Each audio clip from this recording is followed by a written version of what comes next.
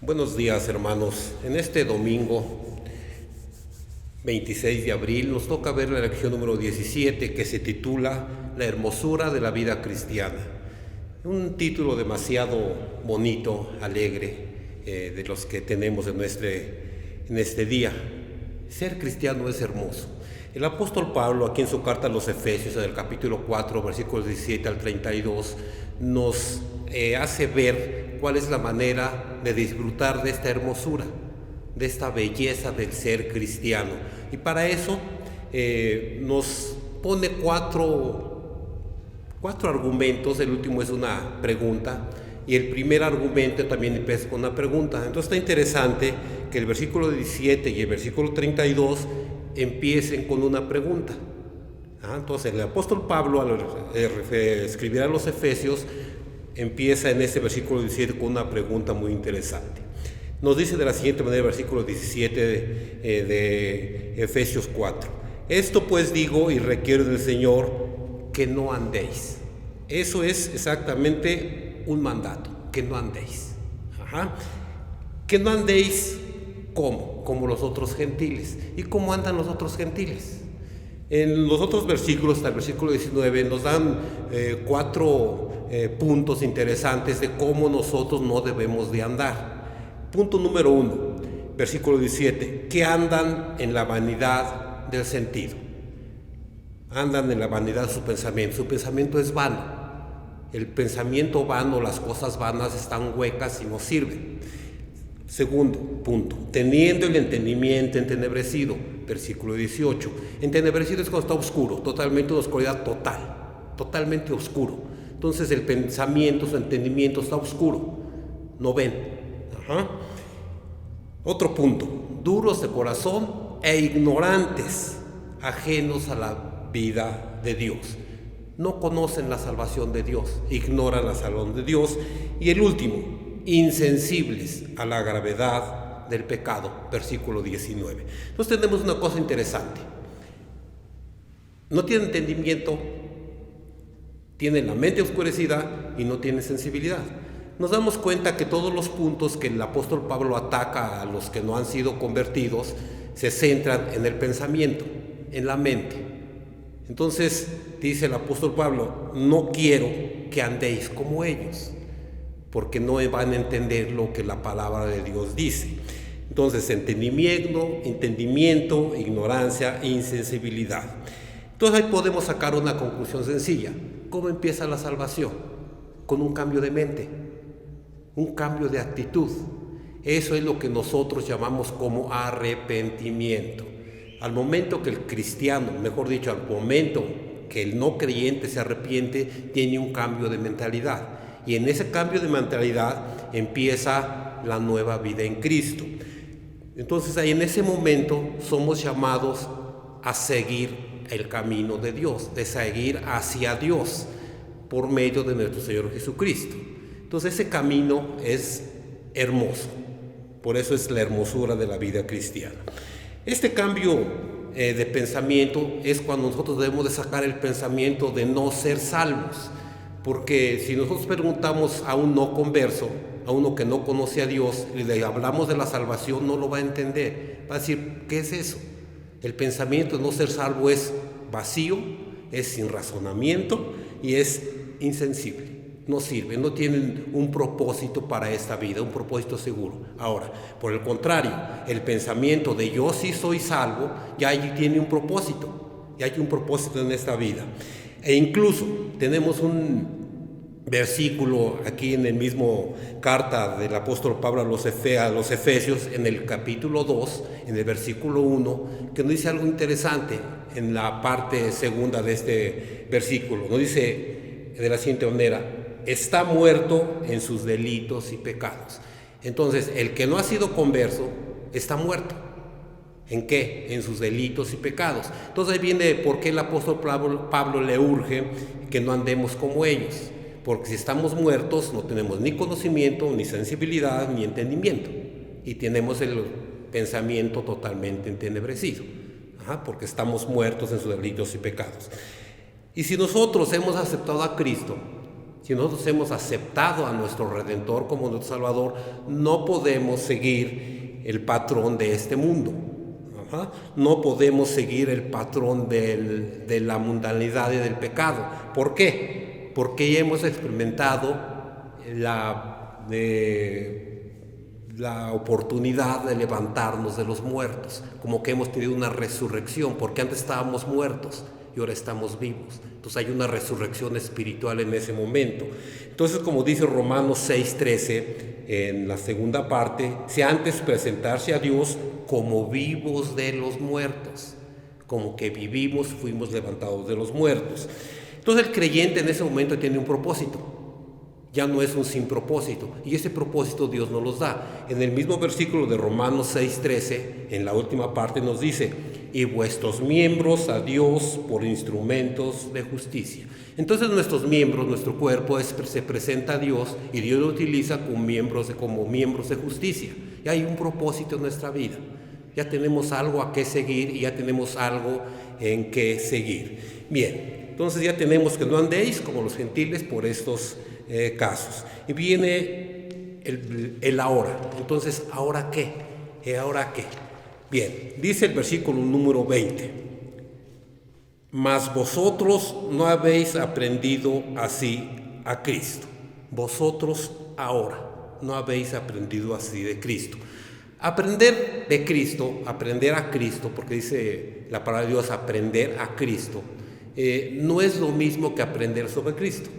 Podemos saber mucho sobre Cristo, de su vida de Cristo, de lo que hizo, en lo que estuvo en el mundo, etcétera, etcétera. Pero aún aunque supiésemos mucho de Cristo, estamos muertos. No es lo mismo saber sobre Cristo que aprender de Cristo, porque Cristo está vivo.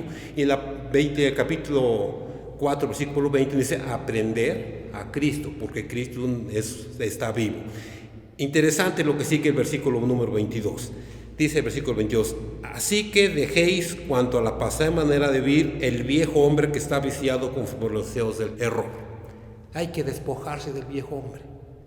Es el despojo. Al momento de arrepentirse, nuestro viejo hombre que está hediondo, apesta un poco feo, se quita y se despojaos del viejo hombre. Y viene una cosa interesante en el versículo 23, es renovarse en su manera de pensar. Una renovación de nuestro pensamiento. Y viene el versículo 24, revestirse del nuevo hombre que es según Dios.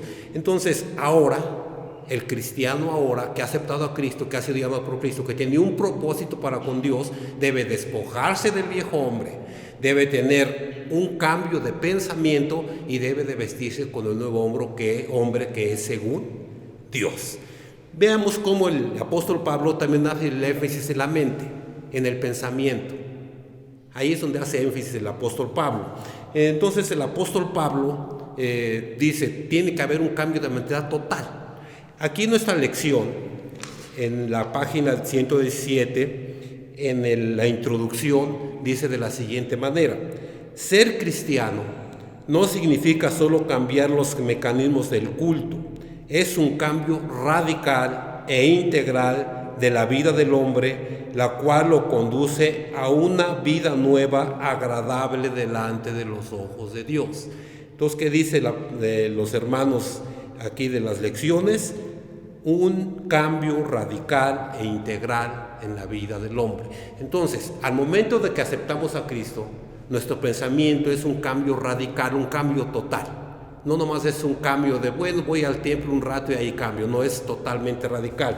Y este cambio debe ser en nuestra conciencia, en nuestros actos, en nuestra nacionalidad. ¿Por qué nuestra nacionalidad? Porque antes nosotros pertenecíamos al pecado, antes pertenecíamos a la muerte.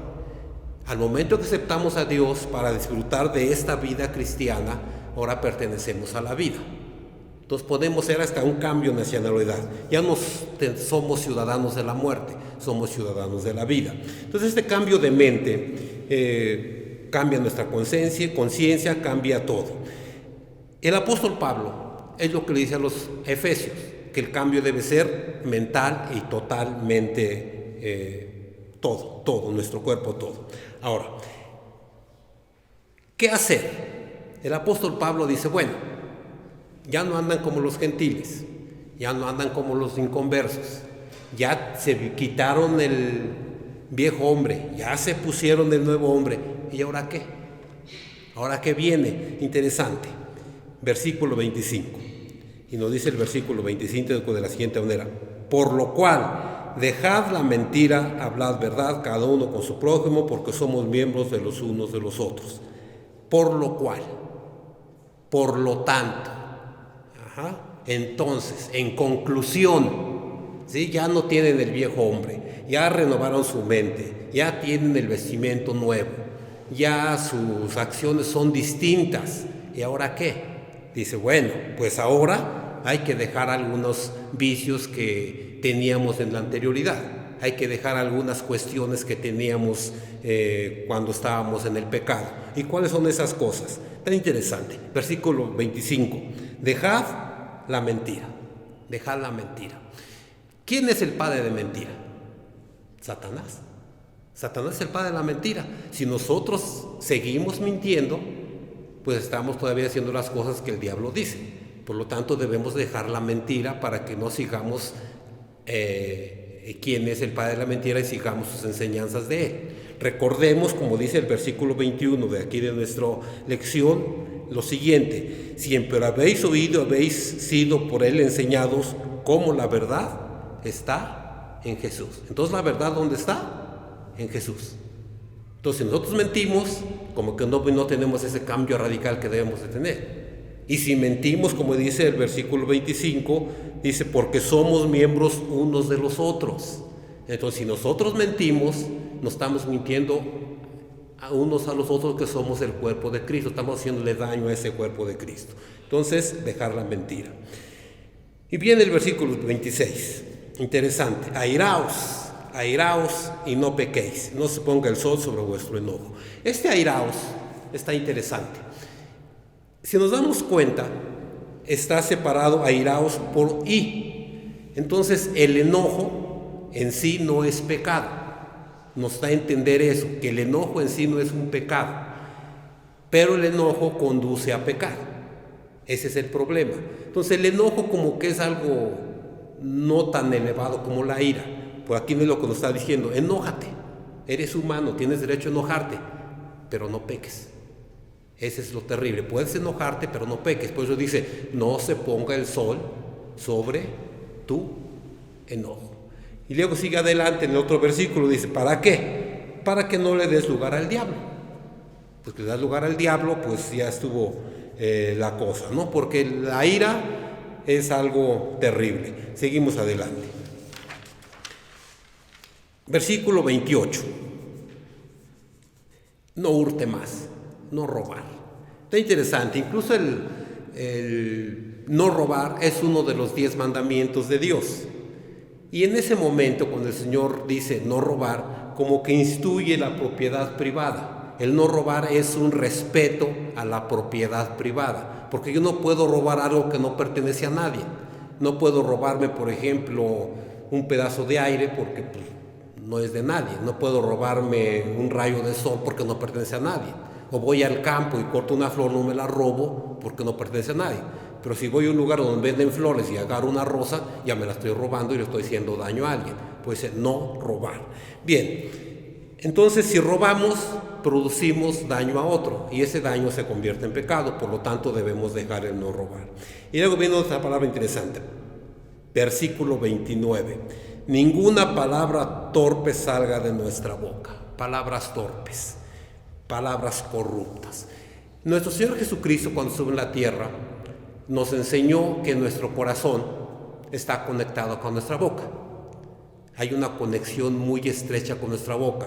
San Mateo 12, versículo 34 nos dice de la siguiente manera: de la abundancia del corazón habla la boca. Entonces el Señor Jesucristo dice que el corazón está conectado a la boca. Entonces lo que nosotros digamos, lo que hablamos, refleja de lo que nosotros estamos llenos. Si estamos llenos de maldicencia, nuestra boca va a hablar maldicencias. Si estamos llenos de bondad, nuestra boca va a hablar cosas bondadosas. Entonces, lo que está lleno en nuestro corazón es lo que vamos a hablar nosotros. Por eso dice el versículo 29, cuidado con las palabras torpes. Y luego viene una cosa interesante. Versículo 31. Toda amargura, enojo e ira y voces y maldicencias sean quitadas de vosotros y toda malicia. La amargura, hermanos, es el veneno del cristiano. Y aquí hay como una escalerita. La amargura te va a llevar al enojo. El enojo te va a llevar a la ira. Y la ira te va a llevar a la gritería y a la maldicencia. Entonces, si estamos amargados, vamos a pecar. Seguro que vamos a pecar. Es un veneno que debe de ser quitado de nuestras vidas. Es un veneno que debe de ser extraído para siempre.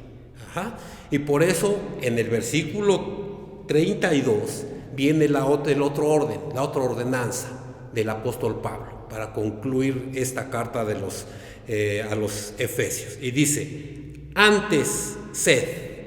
Primero dice, no sean como los gentiles. Y ahora dice, antes sed.